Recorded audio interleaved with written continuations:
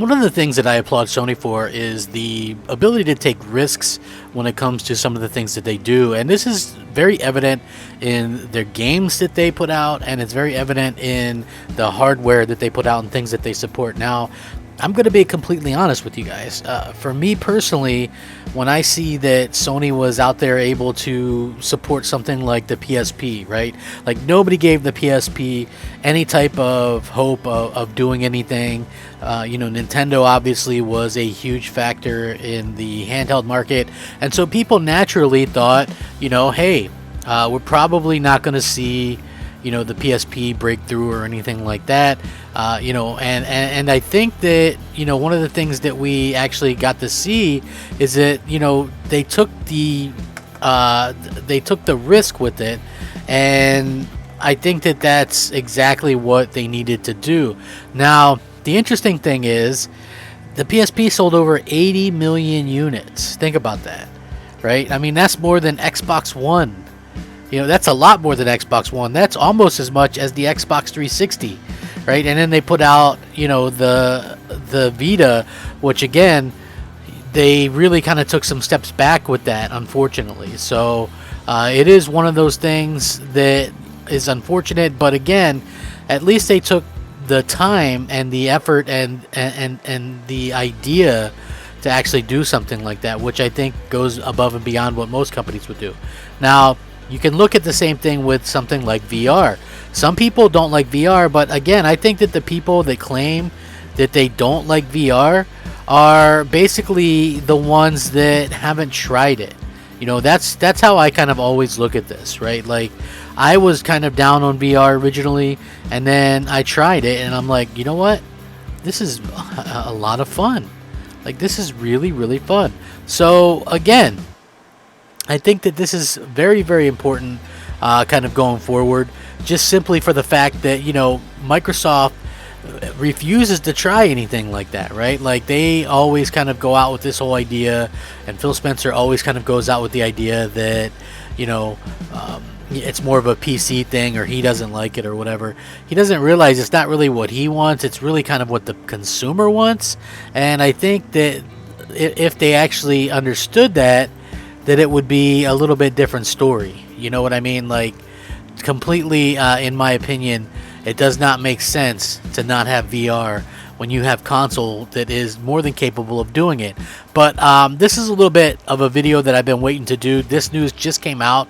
Digital Foundry absolutely killed it right here. I'm very excited to talk about this. So I think we should probably get into it. What do you think?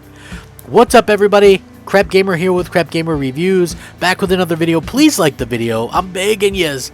Like the video, share it out, all that kind of good stuff. Subscribe if you haven't already done so. There's some exciting things down the line here. So yeah, you know what? I'm very much appreciative for those that actually do care and that say some nice things. So thank you guys very, very much. With that being said, shout out to everyone who really has been friendly people or whatever. You guys have been really cool, and I'm very grateful for each and every one of you. So thank you guys very much. Now, Digital Foundry came out and they were talking about PSVR 2, and this was very surprising to me because I don't think very many people expected to hear this, but unreleased PSVR 2 specs make Sony's new headset look even better, quote unquote. According to the latest Digital Foundry podcast, unrevealed PSVR 2 specs are going to make the new Sony headset look even better than what we've seen so far in previous leaks. Obviously, Sony is keeping tight-lipped on a full list of specifications for the virtual reality headset right now, so keep that in mind. Richard Ledbetter, one Digital Foundry's core tech wizards, had the following to say about the PSVR 2. And I quote, "One thing that I'm kind of hearing right now is that Sony is doing some incredible things with the PlayStation VR 2. And I think that really kind of makes this all the more better of hearing it. But he says, one thing that I think that is kind of heartening is Sony is doing PSVR 2 for the PlayStation 5. We've seen some leaked specs and it looks good. We've seen some other specs which haven't been leaked which make it look even better. Evidently, Digital Foundry has been privy to some unreleased PSVR 2 specs, and while they don't cite any sources, they do still have some interesting sources that we've kind of heard from in the past and some things like that. So they're about as reliable as you can get outside of an official press release. We'll have to wait till Sony actually does spill the beans about PSVR 2 to find out what the device is really packing under the hood. PSVR 2 is currently in development, as Sony is yet to attract the release date. However, we've already got to look at the controller, which will incorporate haptic feedback and other things into it, which again I think is very cool because people are very excited about the prospect of it. And listen, basically the only thing that Sony has said so far about PSVR 2 is they revealed that it's working on it and the devices for the PS5, and they're not actually calling it PSVR 2. They'll simply refer to it as much for the time being. That's what everybody's calling it but them. The console maker has revealed that it will connect to the PS5 with a single cord to simplify the setup and improve ease of use while enabling a high fidelity visual experience. Now, one of the biggest info bursts from the announcement is that the PSVR 2 will feature a new VR controller, which Sony says will incorporate key features of the DualSense.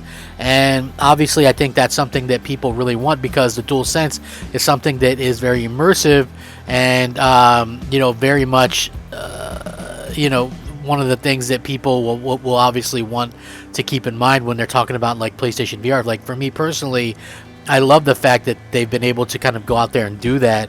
And not only have they been able to go out there and make people excited about PlayStation and PlayStation VR. If you think about it, like PlayStation VR right now is like among the market leaders with 5-6 billion sold, which is an incredible amount if you think about it. And again, I think like myself and others are really looking forward to seeing what they have to offer down the line. Because, again, I think they got some big things coming. I mean, there's some really cool stuff coming as it is to the regular PlayStation VR, right? Like Fract and some of these other things I think have been really cool games and stuff like that look really good.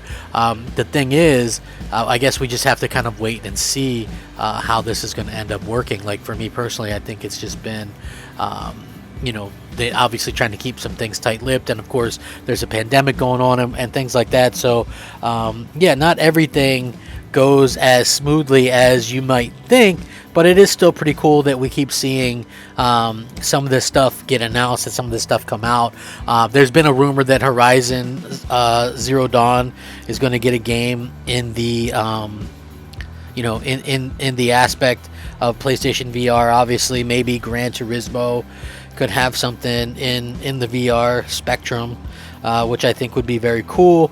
These are just things that I think would be very awesome to see down the line and things like that. So I love seeing everything that has to do with VR. I really, really, really wish that Microsoft would go all in on VR as well. It's just a shame that they're so kind of stubborn about it and just won't listen to anybody but themselves when it comes to this stuff. Like, man, would it kill you? Like, look, you don't even have to really sink a bunch of first-party stuff into it.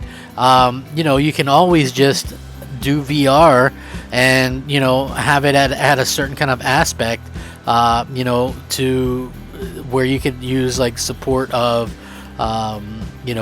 different types of third parties and stuff like that. Like that's what I'm hoping for anyway. Like I really hope to see that before too long, because it makes the most sense to go out there and sort of have that for people to kind of enjoy. And people kind of obviously forget this sometimes, but honestly, like having a risk like VR or whatever really does a lot for the fan base and stuff like that. So I do hope that we continue to see a lot of fans out there like talk about VR and things like that. I hope so anyway, because I want to see it, and I want to see more people use it. I don't think it'll ever replace I don't think it'll ever replace like actual gaming, and people are kind of worried that it might if they like it or whatever. I think it's almost the same situation with me and when you say something along the lines of like game streaming. I hate game streaming, but I do think that it's one of those things where what we can see is game streaming you know, is okay as an additional thing, but people don't want to see it as a mainstream thing or as the only way to go about these things. And I think that's the main difference. So anyway, are you guys looking forward to PSVR? Please let me know what you think. Sound off, rate, comment, subscribe. I really do appreciate each and every one of you. Have a fantastic day. Rack 'em up, game on, and fact 'em up. Crapgamer out.